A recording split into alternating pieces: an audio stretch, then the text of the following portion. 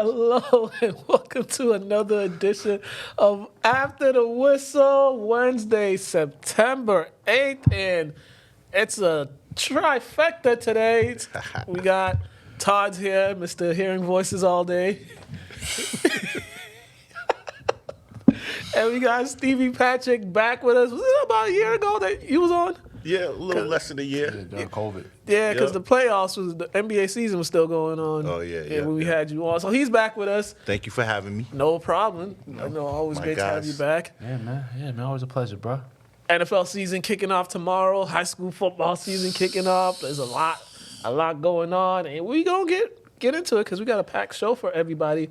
First, we going to talk about the Houston Texans, the Deshaun Watson, whatever's happening with him. But now they've named Tyrod Taylor the starting quarterback, and now you just got to ask yourself, okay, well, what's going to happen with Watson now? Because he's not hurt. He's not nothing. He just got that cloud over him. Remember, I texted you this when I found out over the weekend. I'm just thinking, they just wanted to make sure they were safe because they had no clue what's going on in Watson's life. Right. He might be in jail in the middle of the season. Who knows? But then it's like, remember he wanted to leave and all this stuff happened, and it seems like they're trying to just keep this man in Texas. Like, has he even left the state to go visit family or anything? I don't know. I mean, I think the only reason they're keeping him is because of the season that he had last year. I mean, he had the number 2 quarterback rating.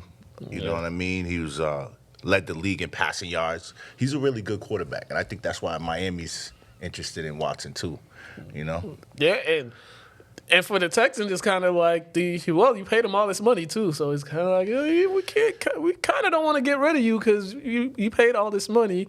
There's teams that want you, but we really don't want to get rid of you, and then it's kind of like they're trying to make sure, like I said, they're trying to save their own tail, but they're also waiting to see what happens with Watson. You know what I mean? That's why they're not trying to let him go. But it's like the man he's unhappy in Texas, bro. Yeah. I don't think he's even going to want to stay there even after all this is No, he's definitely not. Why would you want, once again, I think the big smear campaign. Hopefully, a lot of this stuff isn't true, but if it is, they got to move on. You know what I mean? So. And the other thing is, there are also teams that wanted to trade for him. They're also worrying. They're like, what if we trade for him and then he ends up on the commissioner exempt list and he's suspended for a certain amount of games and then there's a trial. If a trial happens and he gets found guilty, then it's like we just traded for a guy. He's on the exempt list. Now he might be going to jail. Or there's so many hypotheticals that can happen with this situation.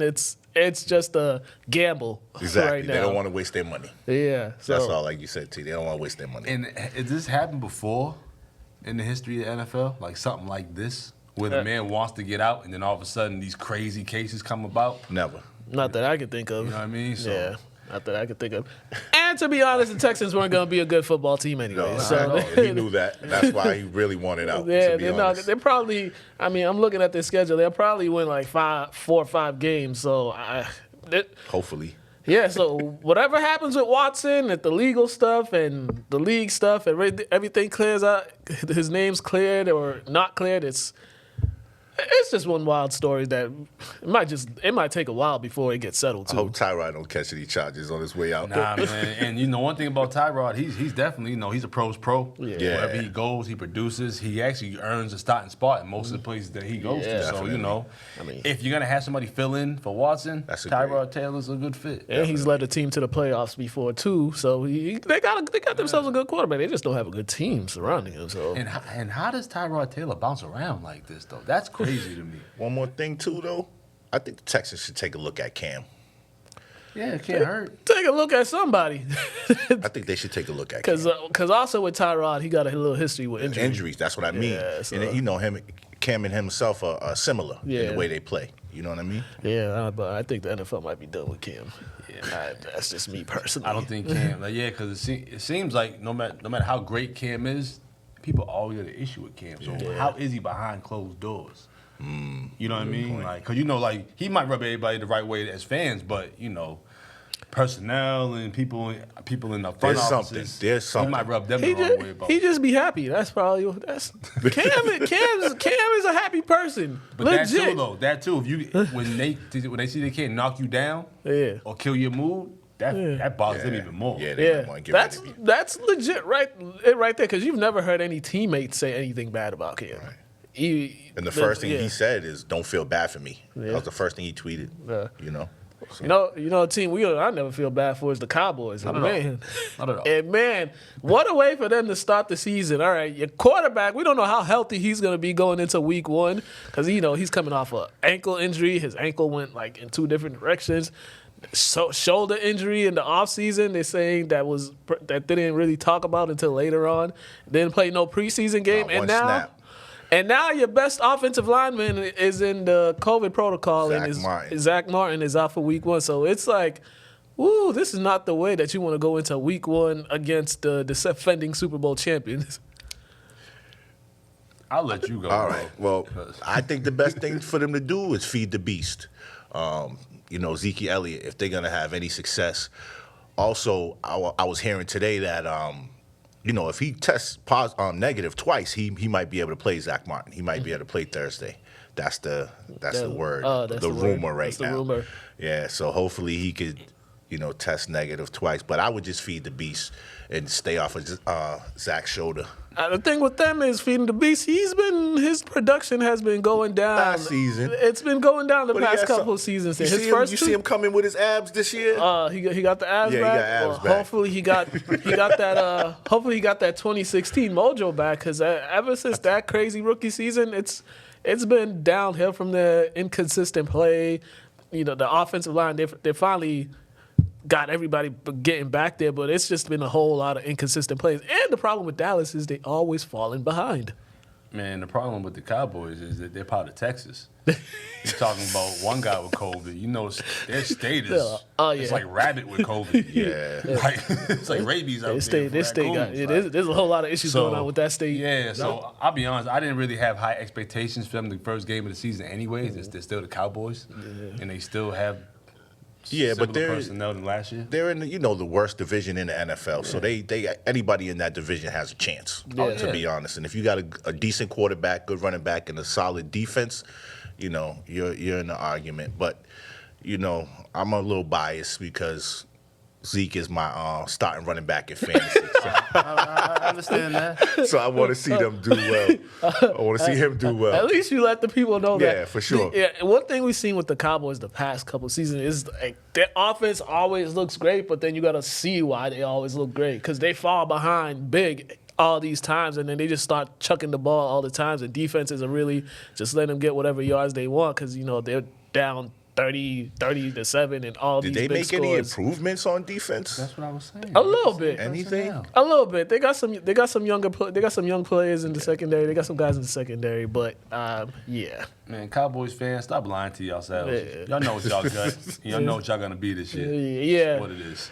And the thing with them, it's like, and you know what the coaching is too. It's because you saw what the coaching was last year, and he's back too. So it's like, are you? Hey, when you let Andy Dalton look like that for a whole season last year, how you go from starting this year to looking like he didn't even want to play football anymore? Yeah, I know. So if you're a coach and you're allowing your face of your franchise to look like that, and look at Andy now. He's starting in Chicago. Yeah, I don't want to be part of that you're right coach about over that, there. T. Oh shit! Well, Chicago's coach doesn't value his job. Are they paying him much? I'm talking about McCarthy for Dallas. Is he one of the lower paid coaches? I don't know. He's getting paid more. He's getting paid. He's getting paid. He's in Dallas. So He's in Dallas. He's got a job. Let's see. All right. Other shocking other NFL news. The Ravens got a little bad luck with running backs. They lost J.K. Dobbins to torn ACL. Then another running back Justice Hill went down for the season. So now they bring up Le'Veon Bell. Yeah. Which is a good pickup because I like Gus Edwards. Gus Edwards is he's a good running back. But him and J.K. Dobbins, they had that 1-2 combo going in. It was tough. But luckily the best running back on the Ravens is their quarterback. That's true. 1,000-yard rusher for the last couple of years. You know what I mean? I mean, that's what they have going for them. But I don't know. That's tough to lose because Dobbins, he was averaging like the most per carry, I think, in the league last season. Almost, last season. So 6 yards per carry. Yeah, that's tough to lose. And you just want to you don't want to have that much responsibility. What, as Gus? You mean? No, I'm talking about. With their QB, just because he can't take that many hits. He's not that big. For one, you don't want him taking that many hits because just prime example, Cam Newton. He's bigger and he was injury prone because of him taking so much damage. So you know what I mean. You want to keep a good balance. The bright side of that though too is MVP candidate. If he could hold it down until at least are they out for the season? Yeah, both the running backs. They Now, the question though is, did they tell you what the injury is yet? Because it's undisclosed. Not look. I have no idea. So, It didn't say. So it's like a knee injury though, right? Probably. Did you see it? Did you see the hit? No, I didn't I see saw it. the hit. Oh, okay. Yeah, it was definitely a knee injury. He laid there for a minute, Oh yeah, he done. caught it off. Yeah, if you get injured in preseason, I never see it. Yeah. Sorry. But the thing with the Ravens this season, if they really want to take that next step, they're gonna have to design more passing plays because that's one issues people have with them is they got some receivers for. Yeah, they just got Sammy Watkins. They got too. Sammy Watkins. This rookie out of Minnesota, Rashad Bateman. He's tough. He might be a contributor to this team. So if some of these receivers could get open, get separation, that was one of the big issues. They couldn't get open and relying too much on the quarterback. Is like the quarterback needs help, and he just can't physically. And that's why I say exactly. about the balance, because when you look at Lamar, you kind of look at Vic, all right, he can throw the ball, but when all else fails, he's tucking and going. Yeah. That's why you need that balance in the receivers to improve. And the thing with Lamar, people really underestimate is how strong his arm is. Right. People think he can't throw. He doesn't. He's not the Because most he runs accurate so passes, but when he gets guys open, when he finds guys open, he gets it to them. And they got a good tight end game too. He's improved too, so he's Good improved. solid tight ends. Yeah, they just signed Mark Andrews to a new contract. He's one of the top tight ends in the league. He's on my fantasy team too, so I need a big season from him. But yeah, we'll see what the Ravens are because people are still jumping on the Browns bandwagon to win the AFC North. I still think the Ravens might be the team to come out there to win that division, but it'll be competitive because all those games are always competitive. I like the Browns. I mean, I've been rooting for the Browns a couple of years now. They ain't let me down yet. I ain't never rooting for them. I ain't never rooting for them. I'm not rooting for them. I respect them. I think they have a strong offense, strong defense. I don't like their quarterback, so I don't Fantasy like the defense team. too. Oh, you rooting for them then, bro? Yeah, he rooting for them. For this defense. They do got a solid defense. You making a buck off them, man. All right, let's move on to the AFC East. The New England Patriots and the Miami Dolphins kick things off week 1 on Sunday. Mac Jones gets his first start. Tua also is going to be in the starting lineup for the Dolphins. Alabama on Alabama crime over here. There's a whole bunch of Alabama players in this game. And to me, the Dolphins are one of the teams that people are saying a team to watch out because they might have a chance to win this division because everything that they've added this offseason. And it's kind of wide open. What us Pats kind of, they don't. The expectations of us aren't that high. Yeah. So they're looking for somebody else to just come and take that title. I think the expectations are high. If you look at like on ESPN and what everybody's saying, everybody's picking them in the top 5 to be Super Bowl contenders. I mean, I saw some of those. I was like, yeah. I just can't imagine a rookie bringing a team to the Super Bowl. I just can't. How many rookies actually bring a team to the playoffs? And remember with the wide receiver personnel, Mac still has to get acclimated. You know what I mean? It's a whole bunch. He has to get used to the league. What happens if Mac gets hurt? That's my main question. What happens if Mac gets hurt? Brian Hoyer. Because Brady got hurt in the first game of one season. I forgot what year it was, but 2008 or something. but it didn't look too good from there. The best thing for Mac Jones is they have a plethora of running back, and the Patriots running game is going to be probably one of the best running games in the season. Running back by committee. Yeah, running back by committee. So that's the best thing for a rookie quarterback. Hand the ball off, get play act, because they're not gonna. You're gonna see like them open up the playbook as the season goes, as the games goes on, the season goes on. Yeah, so better by the week. Yeah, so we'll see probably the first couple games, but we won't see him do that many like downfield passes or nothing like that. We'll see a lot of run play action, get the ball, short game stuff. Yeah, get the ball to the guys that can catch it and make plays because they do got some receivers. They do got a couple guys that can make plays, and the 2 tight ends haven't played all preseason too, so that's gonna be an need added Henry bonus for sure. Henry and Smith, though. I feel like the defense is going to carry us for the first 3 weeks, and then we're going to get punched in the face. That's gonna have to. Week 4. Yeah, looking at the schedule, I mean, Miami, New York, I think they got the Saints, and then Tampa. Like, you come out this 2-2, you'll be all right. It'll be all right. 3-1, then we got a good chance. We're really looking good. Well, I mean, the first half of their season, there's a lot of winnable games there. So, well, I mean, at Houston, they got Dallas, the Jets again, at the Chargers, at Carolina, Cleveland comes here, and then Atlanta comes here.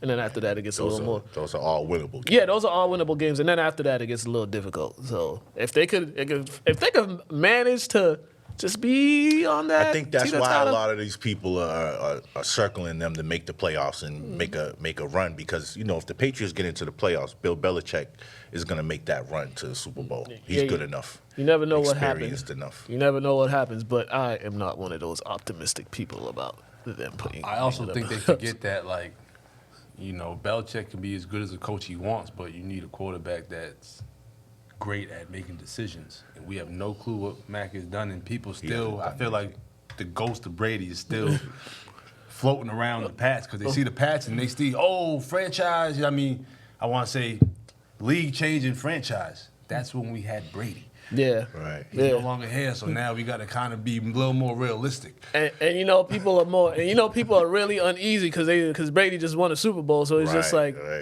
okay, so when are we winning another Super Bowl? And it's just like, They forget, Belichick gives you the plays, but there's a guy who has to perform perform out there. Yeah, and Brady's definitely the GOAT. So we'll see. I'm really interested to see how this season goes. Hopefully it, I'm just going to be neutral this year. I'm just going to be like, whatever. If they win, they win. If they lose, I won't be as annoyed as I was last year. Also, that Week 4 game against the Bucs, tickets for that? Thousands, right? Just for the upper deck. Yeah. That's, man. I'll watch it on TV. Yeah, me too. Me too. Watching 0-4. I didn't even blink when I seen that. All right. And all right. The Bucs, they're looking to be the first team since the Pats to repeat as Super Bowl champions. I think the 03-04 Pats were the last team to do it. Brady. I mean, something like that. Yeah, I think I was at one of those parades. But you looking at this team, they bringing everybody back, all 22 starters. I saw them a little bit in the preseason. they look like they're all connecting on offense, and their defense is going to be, if every one of those guys stay healthy, it's going to be another top 10 defense. Yeah, I definitely think the Bucs are going to be tough, but the NFC is a lot tougher this year. A lot of teams made some moves. Last year, they was a play away from not going to the Super Bowl, if you remember. Oh, yeah. The dummy from Green Bay want to kick a field goal. Yeah. So... Yeah, that's the NFL for you. Anything sometimes. I had Green Bay winning that game. Yeah. So, I honestly believe that, it's going to be a difficult role for them, even though they have all 22 starters back and they won it. I just think the NFC's a lot stronger with the moves Arizona made. Arizona made some moves on the defensive end and offensive end. I think they're a team to look out for. The 49ers, when they're healthy. And the Rams as well, too. Rams. But there's also that quarterback we don't trust. I mean, plus, they had the whole offseason game plan, too. Yeah. So when you know what's coming back, Right. It's like, all right, we already seen this before compared to last year. It was just, They you know brand new. You know it's coming, but you just don't know until you come up against it. And it's like, all right, we lost. Oh, all right, now we prepared. You're right. I was now. thinking about that, too. You're right. A lot of teams, they're familiar with them now. So. Yeah. But the thing with them, too, they kind of hit their stride late in the season, too. Yeah. So they kind of, and Brady, another full year under that, in that offensive system, understanding his key players as well. So they're gonna be tough, and they actually have a running game too. Yeah. So that's the main thing. You got 43-year-old quarter. Is he 44? 44. I don't know. He's 44. He'll be 45 Mid-40s. Super Bowl time. I heard. Yeah, he in his 40s. When you got a quarterback in his 40s, you got to run the ball a lot. Yeah. And they got two good running backs that if those guys stay healthy, that's another thing. If these guys stay healthy, they're gonna be tough. Health is the key for any championship. Definitely. Really. They say, right? Health is wealth. Yep, Yeah, definitely. But their schedule is pretty. They got some tough teams too. They got a lot of tough teams that they're playing. I mean, the first two might be like preseason games because they got the Cowboys and the Falcons, but then they got the Rams in Los Angeles. They got the Dolphins we don't count the Eagles. Washington, tough. Colts, tough. Bills, tough. You know, so there's some tough games on their schedule. The only thing I would say about them is they know how to win. Yeah. When you know how to get over that hump. Yeah, they got the goal. Yeah. And the young guys see what it is, what it's like, what it takes to win. Over that hump. Yeah. So it's like you might come across a team that's just as good, but they don't know what it takes to get over the hump. Yeah. And they have that guy Yeah. that's done it multiple times, the most out of anyone. Yeah, definitely. So All right. Before we go to Craig, Super Bowl picks, Super Bowl favorites. I mean, who are you guys as Super Bowl favorites going into this season? what you go to? It didn't cross my mind. Oh, Really? I don't care about that stuff. No. Nah, I just, Well, I you just, gonna like this. You gonna like I my just picks. enjoy watching, football, but I don't really. Here's my picks. I think Green Bay's gonna make it back Green Bay. for Aaron's last go, and I like out of the AFC the Cleveland Browns. I like that. That's not bad. I like the Packers versus the Browns. I think that's a realistic Super Bowl. My heart, though, we want to talk about my heart. My heart wants to see the Patriots and the Bucks. Yeah. Well, we'll see that in the regular season. That's about as close as we'll get to see. Maybe it might be a preview. to seeing that. All right, so What there's about a you? couple. There's a couple teams in the NFC. Yeah. There's a couple teams in the NFC. I'm picking the Bucks to go all the way because cause some of these other teams. But the other two teams that I'm really keeping an eye on is the Rams and the 49ers. Those two teams right there. The 49ers, healthy. They got all their guys back on defense. They got all their guys back because they spent half their roster was on IR last year. So they got those guys back on defense. So those are my overall, I think the Bucks will win it, but those are the three teams that I think will be in the spotlight. And in the AFC, it's either going to be the Chiefs or the Browns or the Ravens. I ain't picking the Browns. But it's gonna be the Chiefs or the Ravens, bro. and let's not sleep on the Chargers too. The Chargers, that's the team to watch. Justin Herbert in his second year. Oh, yeah. That offense. They don't have Coach, enough, though. Just watch. They make some noise. Something happens to Eckler, they're in trouble. Something will happen to him probably. He's injured. Yeah, that's why I can't pick them. So yeah, we're gonna have Chiefs and my pick is Chiefs and Bucks Part 2 Super Bowl. I don't know if that's ever happened before. Two teams going back to the Super Bowl to face each other off again. I don't know if that's That ever would be happened. awesome. Did the Bills do it at all? They won 4 times in a row, but they played 4 different teams. The Cowboys didn't play the Bills twice at all? I don't think so. No. No. All right, I was just trying. I think they played them twice, but it wasn't like It wasn't back to consecutive. back. It was every Super Bowl. Yeah, it wasn't back to back. yeah. It wasn't back to back. I remember Thurman Thomas was everywhere. Oh, man, he was a Nothing. beast.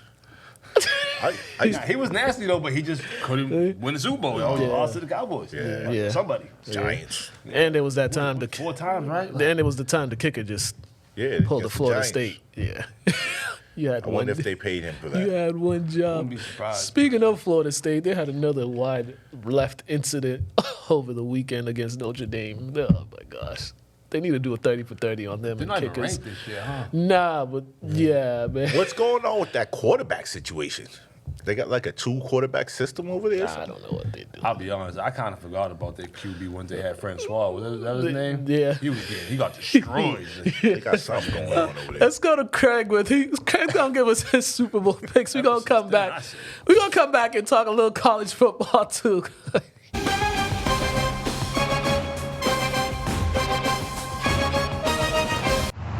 What's up, everybody, and welcome once again to No Huddle here on After the Whistle. It's your boy Craig, coming live from work. I haven't been able to have any real free time to do the show, so I'm coming to you now live on my break to give you my Super Bowl predictions of the season. My early Super Bowl picks, and I think I got some typical picks. I think everybody's gonna kind of agree with me on these ones. If not, then maybe you haven't been paying attention to football. Let's start with the NFC. My obvious pick is going to be the Tampa Bay Buccaneers. With Tom Brady at the helm, almost the entirety of the team returning with some small additions in the rookie department. I think this team is dynamic. I think it's ready to roll. The run game, I think, is going to improve. The chemistry between Tom Brady and the wide receivers will improve. If they can get O.J. Howard to have a healthy season with Rob Gronkowski and Cameron Brate, I mean, where do they lack? And if we all remember in the Super Bowl, it was really the defense that held Patrick Mahomes down. So I think this team is going to be far superior. Some might even say undefeatable. Beyond that, I want to say, for going against each other in the NFC Championship, I'm really loving the Rams this year. The addition of Matthew Stafford, I think, might be a tad bit underrated. Matthew Stafford is a gunslinger with all the wide receiver help he could use. A really good tight end. The only thing lacking is a high-quality run game. I don't believe that they're going to try to return Gurley to their team, although I do think that would be smart of them to try to get Gurley back. But I don't know that they'll do that. They added Sony Michel. They have Henderson. So we'll see how that plays out. But I do think it will be the two of them, but with Tampa Bay taking it to the bowl game. In the AFC, my obvious choice is the Buffalo Bills. Josh Allen is amazing. I don't like to give any New York team any credit, but the combination of Josh Allen and Stephon Diggs is one of the best quarterback wide receiver duos in the league. And he is only improving as the year moves on. Their run game is a little suspect. They're a team I thought might actually make a move for Gurley. Latavius Murray has become available, so we'll see if they make a move on him. But I do think that team is awesome, and their defense is pretty good. I do kind of like the Patriots being a wild card and facing the Bills in that to go into the AFC Championship. But I don't know what team. Cleveland looks pretty good to me, and there's a couple other teams that I like. But I think Buffalo is the team to beat. Kansas City is looking like the other team to beat, but I think Buffalo makes it to the bowl game this year, and you're going to see Josh Allen, Tom Brady, and Tampa Bay going back-to-back. Tom Brady loves to go back-to-back, so I see it going that way. Drop the camera there. Break's almost over, but I really like the Patriots this year. I just wanted to hit on that a little bit more. I think that they are going to be the wild card team of the year. You know how the Giants were the year that they beat the Patriots the first time in the Super Bowl. Wild card team made it to the Super Bowl to beat the top team. Mac Jones, no one knows what to expect from him. We have all new wide receivers. We have new tight ends. We have a dynamic running game and probably one of the best defenses in the NFL. So it's going to be fun to see how that all plays out. But I look for the Patriots to be the wild card team of the season. With that being said, got to get back from my break. They're waiting for me. Back to you on After the Whistle. See you next week on No Huddle. Have a good day.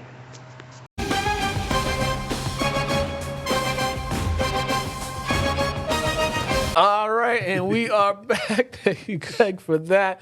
All right, let's get into some college football. And all I want to know is, why would you schedule Alabama the first game of the season? To show that they bought that action. Nah, but honestly, though, what? Nah, my thing is, though, like, I told him, like, I'm a U fan, but, like, I'm not mad at you for taking this because most teams wouldn't take this game. That's true. They schedule FAMU or Appalachian State or somebody just to get their rocks off compared to competing with some real ICDC college. They was ranked. You know they what I got mean? their quarterback back, too, so they was feeling kind of confident. My thing is, I'm not mad at this. I knew it was going to happen, and 43-13 was kind of expected. To be honest, I didn't think it was going to go down like that. You know, it was like a 19-point or 18.5-point spread. I was like, nah, Alabama's going to win, but they ain't.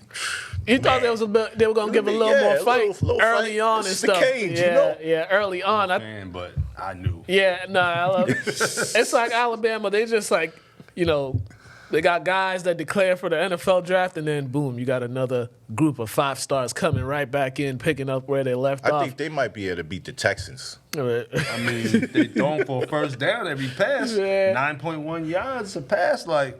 And it was just bad what they was doing to King too. There was that one play he got sandwiched by two linemen. I was like, Welcome man, I was just like, man, this is just. They only converted six third downs. You got 3 turnovers. That's a formula to disaster. And it's only game 1, so they're only gonna get better. So it's kind of like, all right, these dudes are doing this in game 1. Imagine once they're all in tune and They have later the best on in the coach, season. the best players. You might as well give them the trophy. I think. Just looking at game 1. From what I saw, yeah, from what I saw, it's gonna be really tough being them. And then the SEC. I mean, geez, Louise, LSU went over to UCLA and got embarrassed, and I know. so like Auburn, they're Georgia's good, but the only they've been. team that's going to challenge. But can they Alabama. score? Right. That's the problem. That's the key. Georgia got the defense, but can they score? Because what we saw their quarterback. Their quarterback. All I'm gonna say, these 2 teams, I like Alabama probably gonna win it, but I want to see how do you compete the rest of the season after facing this caliber of opponent. Yeah. Right. Compared to the others, they're not Alabama. And the U is still Probably kind run of. through teams now. Hopefully, if they learn from their mistakes, And make it back. They're in the ACC, so if they can beat Clemson. And Clemson didn't look too tough, but maybe that's because of Georgia's defense. Well, speaking of Clemson, let's go right into that. That's the next one is. Well, this was a defensive game if you enjoy defense because the offense in this one was non-existent. I don't think there was an offensive touchdown at all. there wasn't. In this It wasn't at all. It wasn't, No, right? not one. It was, not No, one. it wasn't. Field goal. But I want Pick to six. I want to shout out my Georgia defense, man. give him that shout a out. former player, that he was on my AU team when I first started coaching basketball. I knew he was going to be a defensive back the way he shot the lanes on the court. He had 6-7 steals every game, so I knew he was going to be a defensive back. But his name is Louis Sean. That's my guy, and I shout him out. Georgia's starting safety. Well, shoot, Georgia. I think I was reading something. They said their front 7 got all NFL guys, guys that'll be top picks in the NFL draft if they that whole declare. defense. Yeah, You know what I said, bro? They just came back to school to get free meals. Yo. That's it. Yeah. Put on some more weight. And the SEC is not as strong as people might think there is, but Alabama and Georgia, we're probably gonna end up seeing them too in the SEC and championship you was talking game. about Georgia's offense, but don't sleep on Clemson's defense too, because Clemson has a really good defense, and I think that's why Georgia's offense didn't look too good. I think they'll look better. Yeah, let's hope because their quarterback. Going I don't know how DJ went back in that locker room with that team after being sacked 7 times. I would have flipped. I'm fighting somebody. Y'all don't care about me. 7 times? Get a penalty, get a face mask or something. Come on, bro. You let me get whacked like that? I think he was sacked like 5 times in the first half too. So I text you, it's the worst football game I ever saw in my life, bro. I know, not one offensive touchdown. Bro, it was sad to watch. Couple missed field goals too. Didn't they miss a field goal? it was just I mean Trevor Lawrence effect. Yeah, but Trevor Lawrence, his last couple games, this was happening to him too, because it was just Alabama, like nobody could block, and he was just running for his life. So it's like a talent thing. So Clemson got the talent, but they don't have the talent like these guys do. So. They got some pups. They got them dogs. Yeah, Right. Yeah, and Georgia moved all the way up. Georgia moved all the way up to number 2 in the rankings. So With that win? yeah, Alabama and Georgia are 1 and 2, and then Ohio And State. it's going to is stay 3. like that until they meet. Yo, when they said something about the lineman choosing to stay in college instead of going to the NFL, he sacked somebody right after them saying that. Right on cue. Like it should be like 1B. Them dudes are big boys too. You see how big they are? Yeah, man. Yeah, and they shouldn't be big dudes. Shouldn't be moving Should be like that. disqualified.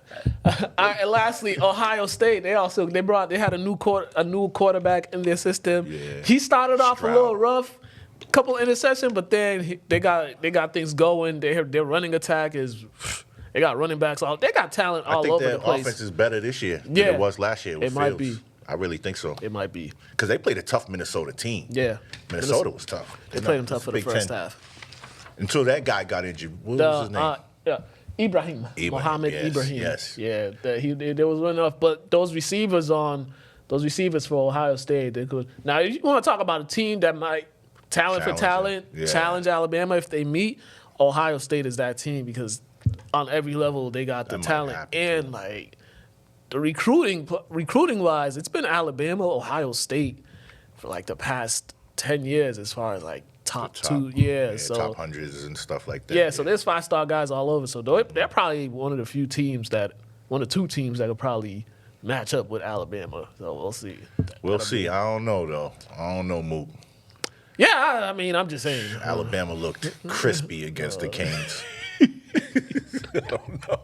They look like they was ready to cook everybody. I mean, they can get to Stroud because he's averaging 13 yards a pass. Yeah. So you got to have to get to that, man. Yeah, man. Yeah. He was looking good. And once again, he's only going to get better as the season goes on. And the Big Ten is not even all that great, so. Right. I know. They're going to win the Big Ten, They might go undefeated. So. Who you think? Do they play Notre Dame? They do, right? No. Only Michigan plays Notre Dame. Oh, really? Ohio they don't State play hardly on an ever. individual? No. Okay. No. But, yeah. Big Ten is in. Because that would have been a challenge. But I don't think Michigan. Want that problem every year, though. No, Notre they wouldn't. Dame's smart. They do the independent. Right. Two teams, we could try to make tournament, you know what I mean? Yeah. Get a bowl game, whatever it is, you know. All right, let's go to the +1 interview. We talked to high school sports reporter Matt Feld. We previewed the upcoming football games this week and talked about some players and all that good stuff. So, +1, and then we're going to come back and, depending on how much time we got, we're going to run through the last part of this show.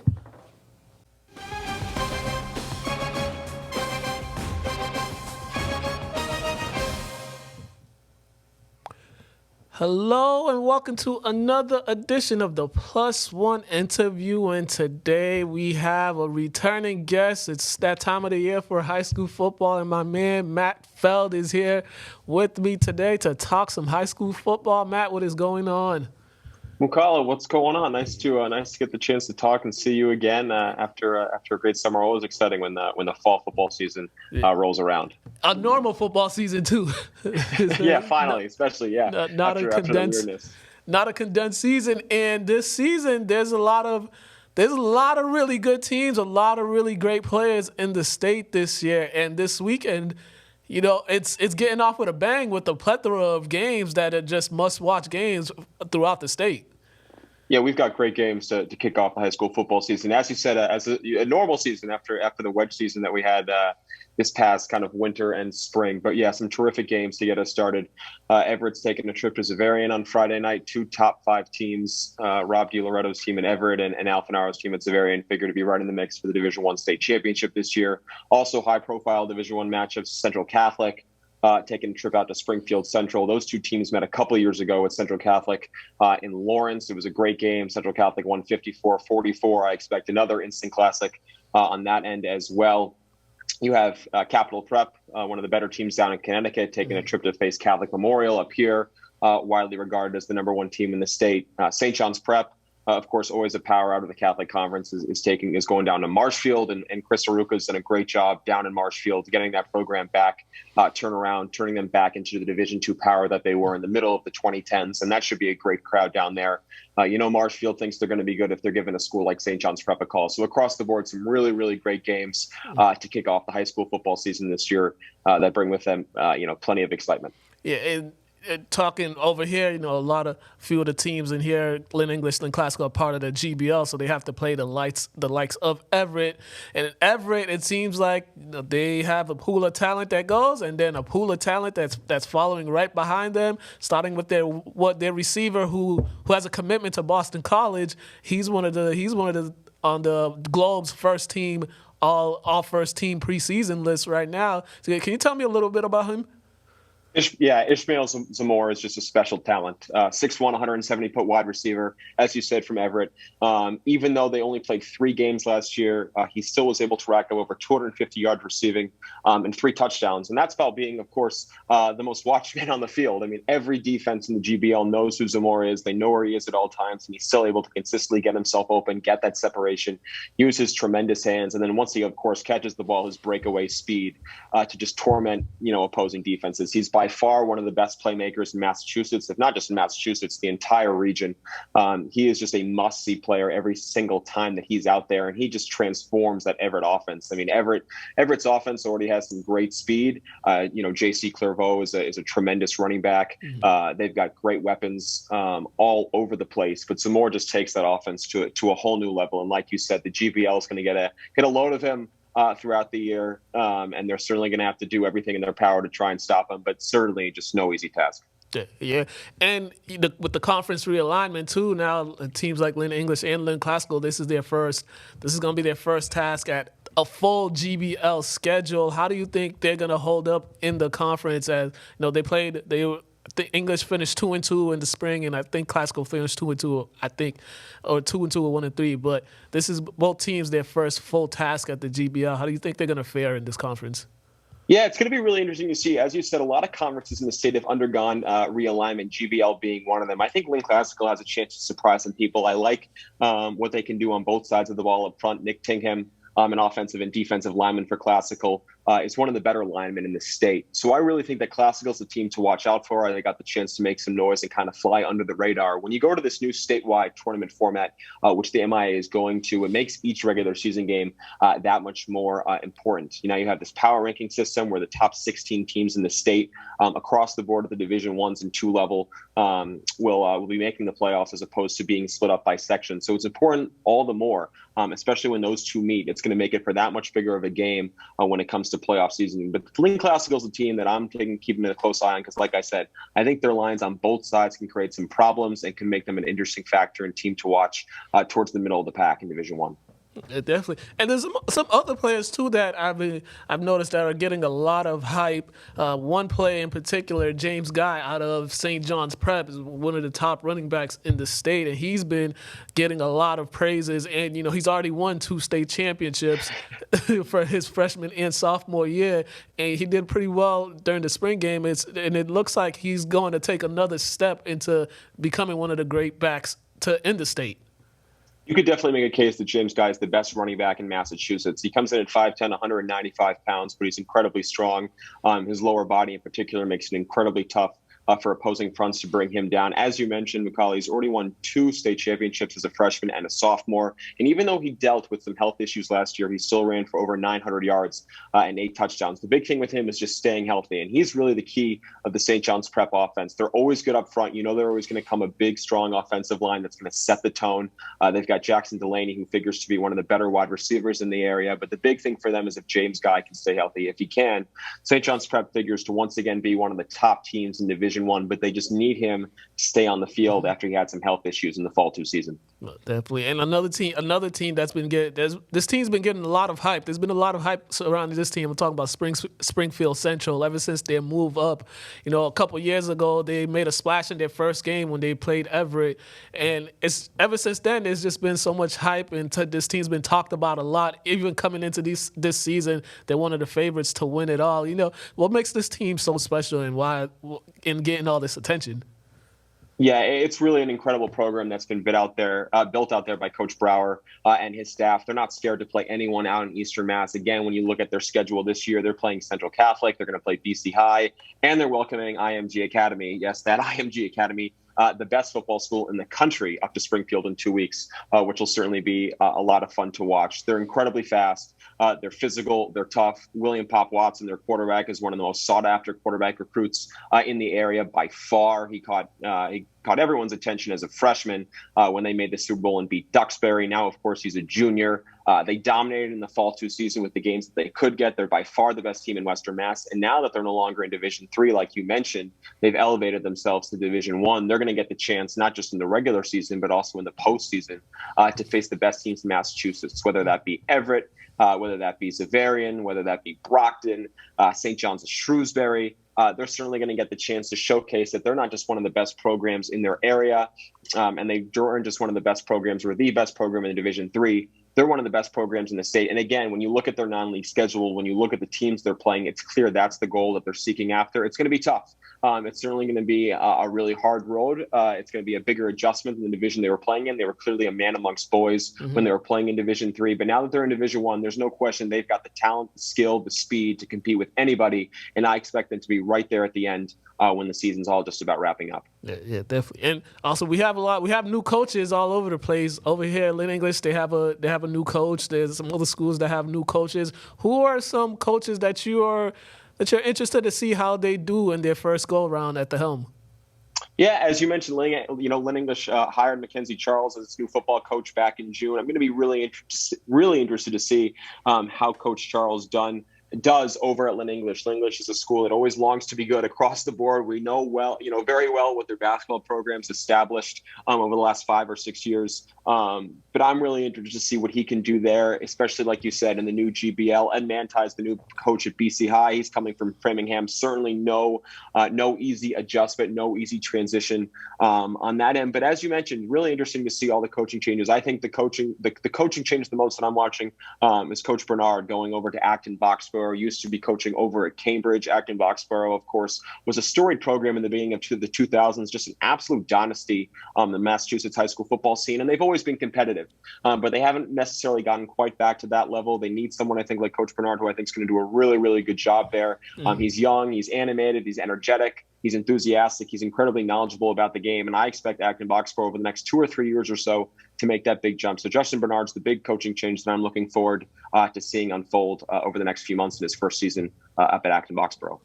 Just a couple more minutes left. Lastly, who are your favorites to win it all?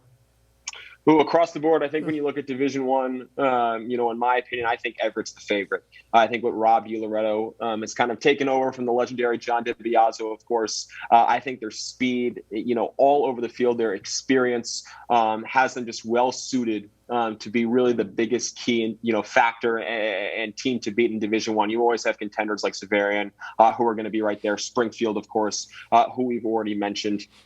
St. John's Prep. But I just think that this is Everett's year, and they are the favorite. What starts with Zamora, Clairvaux, as we already mentioned, their line play on both sides of the ball. I think they're just loaded and ready for bear. And I think, like I said, they're the team to be in Division I. Catholic Memorial, to me, is the clear favorite in Division II. A lot of people are surprised that they're down in Division II under the new alignment. They probably don't belong there. They're by far the best team. Lincoln Sudbury is kind of the best of the rest, and they certainly would give Catholic Memorial a good game.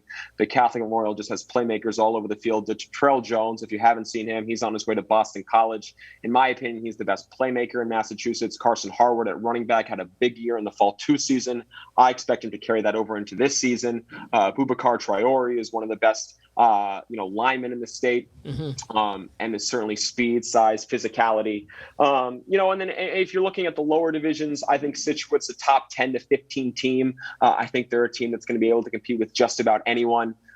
When all things are said and done. I'm really impressed with, Herb Devine now entering his 10th season there. I think they're probably going to be the team to beat in Division IV. Duxbury is always in play, of course. They've undergone, of course, some turmoil over the last year or so, and now have a new coach and Matt Landolfi. But they always have players, and they're always going to be at the forefront. So at the top of the line, if I had to pick a state champions in each of the 4 divisions, I'm going to go in the top 4 divisions. I'm going to go Everett in Division I, Catholic Memorial in Division II. I'm going to take North Attleboro in Division III, and I'm going to take Scituate in Division IV. All right, Matt, thank you once again. You going to be at the IMG Springfield Central game?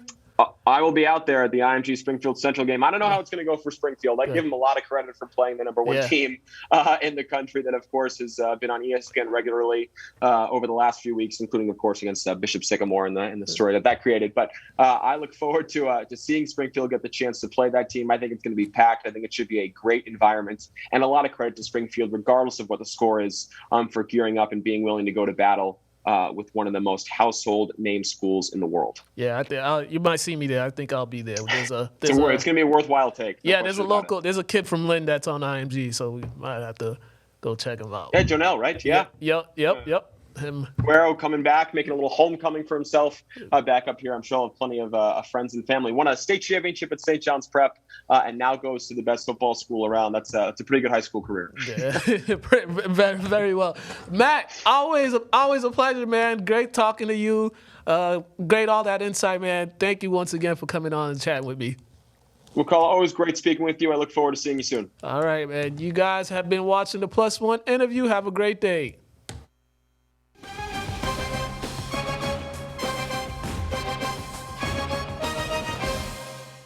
And we are back. Yeah, so Matt, he talked about Springfield Central, and they're playing Central Catholic this week. That's a top game. Two teams that are vying to probably win it all. Springfield Central got all this hype coming in, and they scheduled Img Academy in a couple weeks.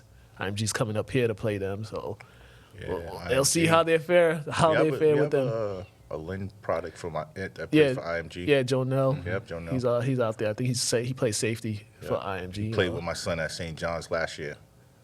They won a state championship together, right? Yep. Yeah. It's good to see him. He's that kid. Me and Todd used to see him him and his brother. Used to see them all the time in the gym, just working out all the time. He's come to the camp too before he got so into football. Like he played football. Yeah, like he played basketball. a little bit of both, but great athlete. Yeah, not definitely. See this kid's arms right now? Have you seen Janelle's arms right now? Yeah, he was back home for a little bit. Yeah. He looked like he should be a bodyguard or something. Tell him stay on course, though. Definitely. Stay on course, man. Definitely. Don't get distracted by the nonsense out here. Definitely. All right, some high school football highlights with high school football starting on Friday. Doubleheader at Manning Field, actually. St. Mary's and Cardinal Spellman, and then Lynn English and Methuen. And Classical on Saturday is going to Lexington, and Img Academy is playing somebody. Keefe Tech, or O'Keefe, whatever the school's name is. Is it Keefe O'Keefe. Tech? O'Keefe, yeah. I think Img Academy. Yeah, It's O'Keefe. Yeah. I know you don't know. Is Tech playing? I think they played enough following week. Okay, I think they started okay. following week. So, Okay. yeah. Check these highlights out, and then we're going to come back and, go around the league, give you top 10s, and give our game picks for week 1.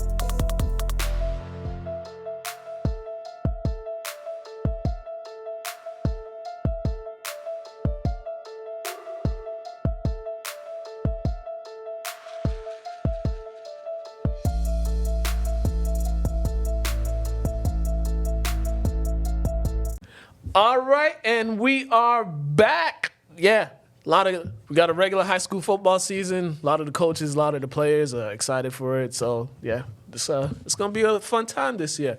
All right, let's go around the sports world for a little bit.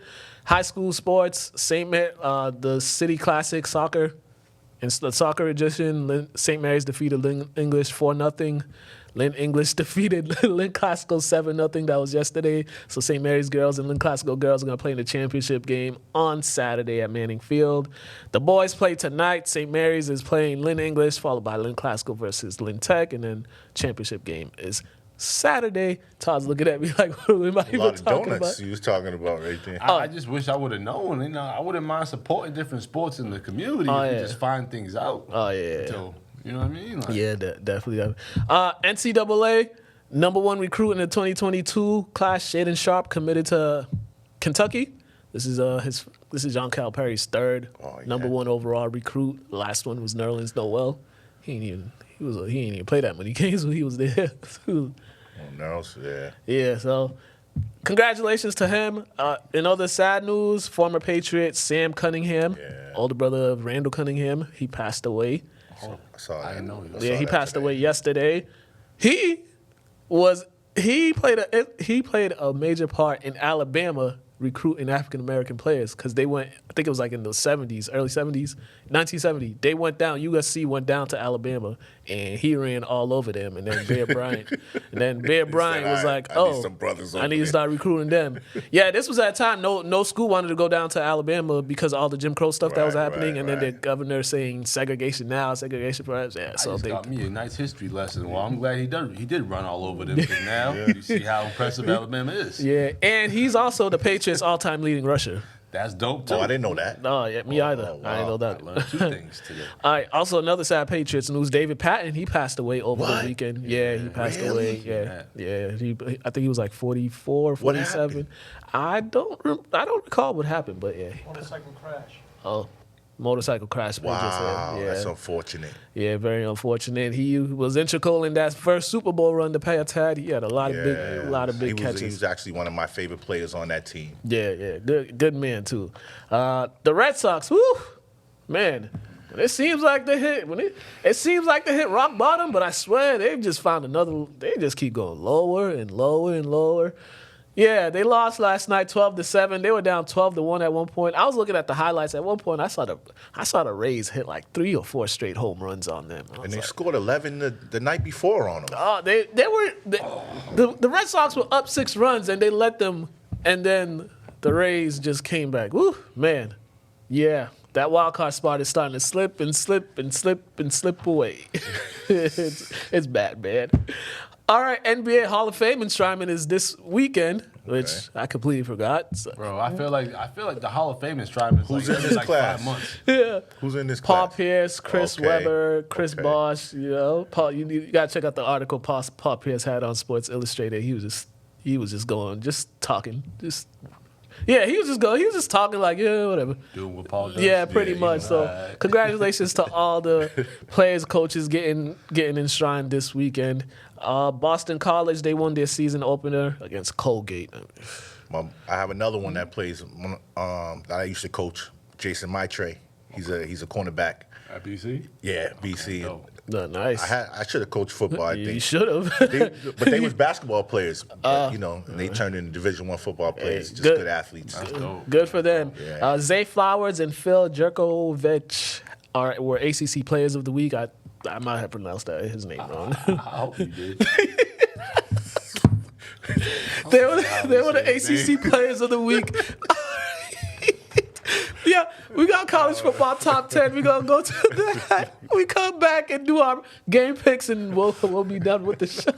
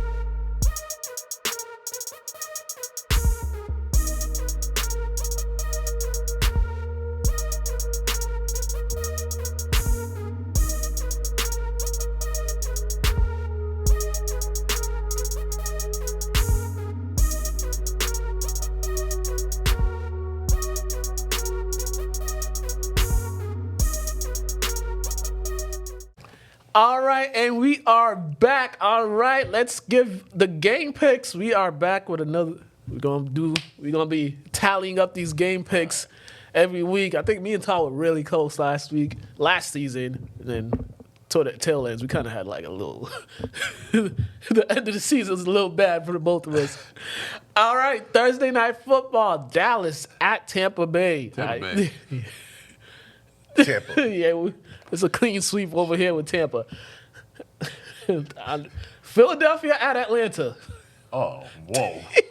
Who cares? But I would say Atlanta because they're at home. Atlanta at home. I'm going with Philly. You going with Philly? I'm going with Philly, bro. Atlanta because they're at home. Pittsburgh at Buffalo. Ooh, Buffalo. Pittsburgh. Minnesota at Cincinnati. Is what's his name back? Yep. Cook? Yeah, he's back. Nah. Burrow. Oh, yeah. I'll go with Cincinnati at home. I'm going. We said Minnesota, right? Yeah. I'm going Minnesota. I'm going with the Vikings. Even though I don't like their quarterback. San Francisco at Detroit. Niners. Yeah, San Fran. Niners. Detroit still got that rocket science coach? No. No, he's back with the Patriots. They got a quarterback that bites knees and a coach that likes players to bite. He said we're the Big best at Lebowski. biting. The big Lebowski guy. Oh. Arizona at Tennessee. Ooh, that's a tough game. Yep. I'm going to go with Arizona. I'm going Tennessee. I'm going to go with Tennessee as well. Seattle at Indianapolis. Russell Wilson. Indianapolis. Russell Wilson. Russell Wilson as well. Chargers at team from Washington. They still don't have a name. Chargers. I go with the Chargers as well. I'm going with Washington because of their defense and Fitzmagic. But don't you like Chargers offense? Yeah, but these dudes' defense is crazy. Oh, my God, Connor Fizz. Yeah. Jets at Panthers.